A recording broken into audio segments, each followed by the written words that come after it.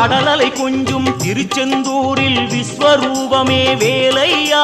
பழமுதி சோலை அறுபடை வீடும் புண்ணிய தரிசனம் முருகையா திருநீர் அணிந்து வரும் போது நெஞ்சில் நிம்மதி பிறக்குது கந்தையா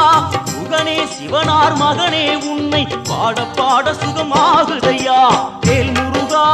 அரோகரா அரோகரா வேல் முருகா